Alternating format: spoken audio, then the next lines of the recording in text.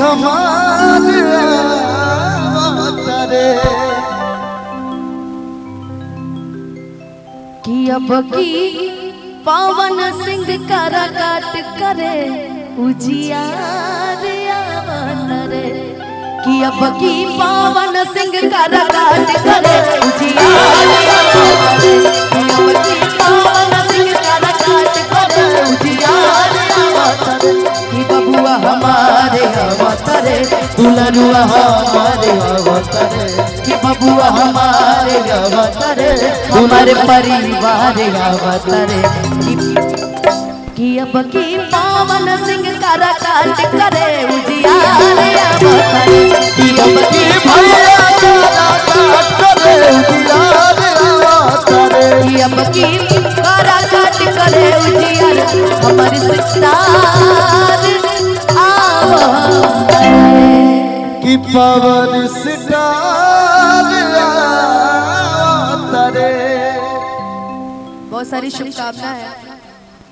एक तुम्हारा भी गाना है ना?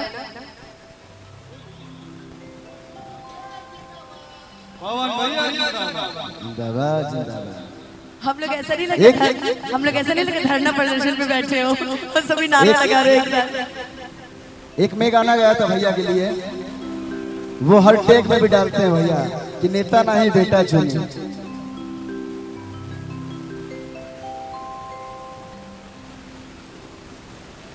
जाए तो चले भैया। कौन सा स्टेज है?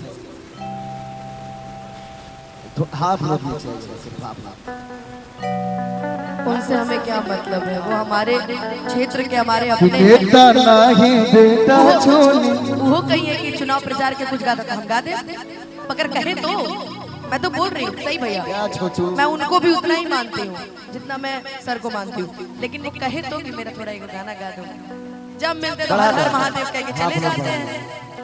लेकिन एक चीज है, प्यार आशीर्वाद बहुत करते हैं, बहुत देते हैं मुझे, और गोरखपुर में जब भी आई उन्होंने मुझे बहुत सम्मान दिया है। लेकिन जब वो मिली ला अनुपमा हर हर महादेव, उसके आगे कुछ नहीं बोलते। बहुत अच्छे हैं और हमारे क्षेत्र के सांसद हैं, तो इसलिए भी बहुत अच्छे काम किया है उन्होंने और दिल से स्वागत है, अभिनंदन है। हम लोगों ने यही तो सीखा है, कोई भी ये भैया की देन है। सर ने बोला था कल, दुश्मन भी सामने आए ना तो उससे प्यार से बातें करो, और वो तो हमारे अपने हैं, तो वो तो हमारे अपने हैं। इसीलिए बोलते हैं हाँ। कि नेता नहीं बेटा चुनी, सबके दिल के चहेता चुनी। कि हम नेता नहीं बेटा चुनी, सबके दिल के चहेता चुनी। काराकाट के भगिया जगावे के बाद कि हई काराकाट के भगिया और जगावे के बाद। लेकिन का कि पवन भैया के हमारा भैया के दिल कहू जावे के बाद। हरी मन से उनका विजयी नारे के बाद।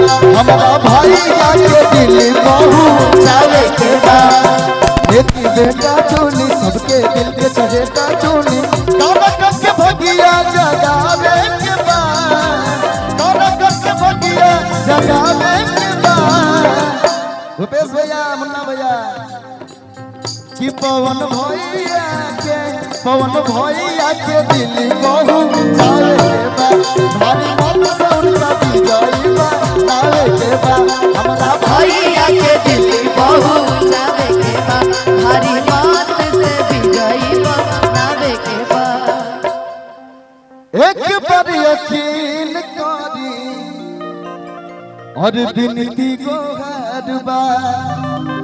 हम लोग काराकाट की जनता से निहोरा भी निवेदन कर रहे हैं कि काराकाट के भाग बदली पवन भैया के विचार बा। कि एक बार यकीन करी विनती गोहार बा। काराकाट के भाग बदली भैया के विचार बा।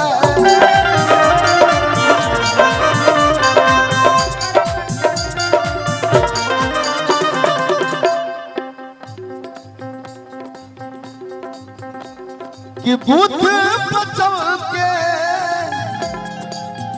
1 जून के बटन दबावे के बाद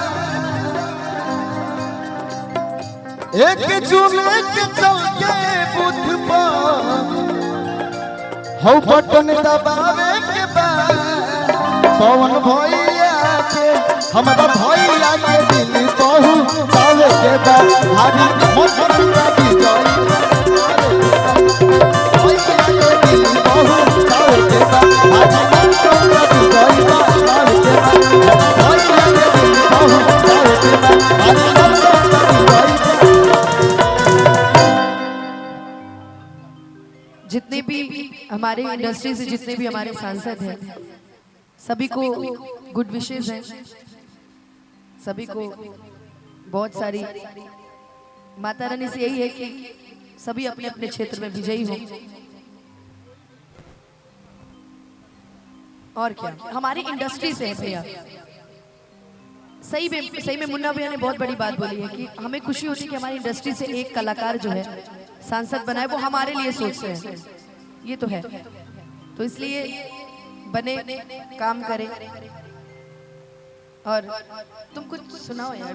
सुना ये बड़का भाई चाची दादी मौसी बात रखी हो यार, आई का राकाट तो हर पवनवा, आई का राकाट तो हर पवनवा मांगेला घूमी घूमी आशीर्वाद मांगेला घूमी घूमी आशीर्वाद मांगेला घूमी घूमी आशीर्वाद मांगेला घूमी घूमी आशीर्वाद मांगेला घूमी घूमी।